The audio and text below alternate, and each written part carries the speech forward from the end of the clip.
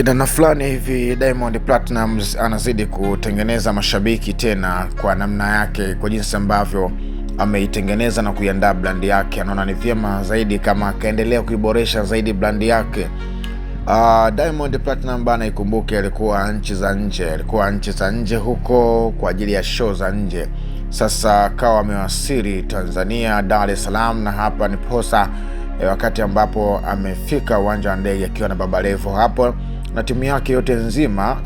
Mashabiki mbalimbali wako hapa wakimpokea kwa upendo na kwa mapenzi makubwa kweli. Ameonyesha ukubwa wake baada ya kufika Dar es Salaam. Hii hapa amepokelewa kwa heshima, kwa shangwe kubwa sana, vingine tofauti na vile ambavyo ilitegemewa. Kutokana na kampeni ambayo inaendelea ya wasanii kutokusapotiwa kazi zao na wao pia kwa ujumla, kwamba wasanii kwa sababu walikuwa wako busy na masuala ya kampeni, masuala ya kisiasa, kwa hiyo wakawa wameona kuna namna fulani hivi kuweza kuwakacha wasanii ambao walikuwa wakishiriki masuala ya kampeni, hususan zile kampeni za CCM. Diamond Platnumz na yeye akiwa ni mmoja kati ya wakereketo ambao walikuwa wakisimama kwenye majukwaa ya CCM na kuweza kupiga show na kuzungumza maneno ya kuwatia moyo wagombea wa CCM katika majukwaa. Sasa hiyo ilipelekea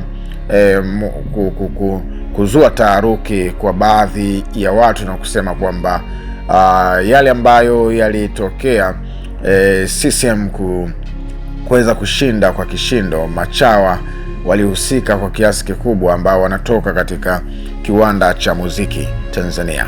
Basi baada ya kuwa challenge hizo zimeweza kutokea, walitarajia watu kwamba baada ya skendo hizo ambazo zilikuwa zikiendelea kwamba wasanii wasiweze kusapotiwa kwa chochote. Diamond Platnumz alikuwa kimya kwa kipindi kirefu sana, na yeye akawa yuko busy tu anafanya show za nje, yani yuko busy na vitu vya nje.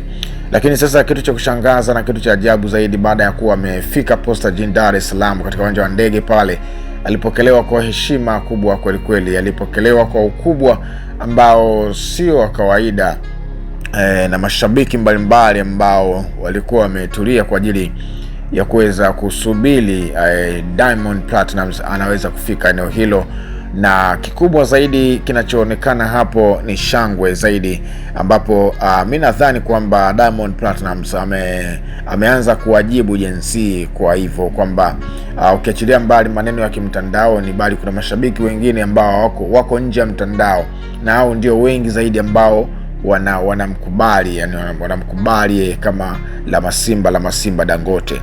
Na ameongezana na mbunge huyu mwanamuziki, lakini ni mbunge kutoka jimbo la Kigoma mjini, Levocatus Chipando, huyu Clayton Levocatus Chipando alimaarufu kama Baba Levo.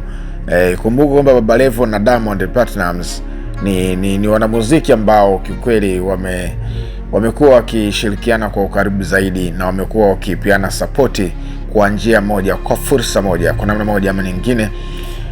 Diamond amekuwa akimsupport sana Baba Levo, lakini pia hata Baba Levo naye amekuwa akimsupport sana Diamond Platnumz. Sasa mpaka kufikia wakati Baba Levo akawa ameingia na kusema kwamba yeye ni mtoto wa Diamond Platnumz kutokana na jinsi ambavyo alivyooneshwa support kubwa.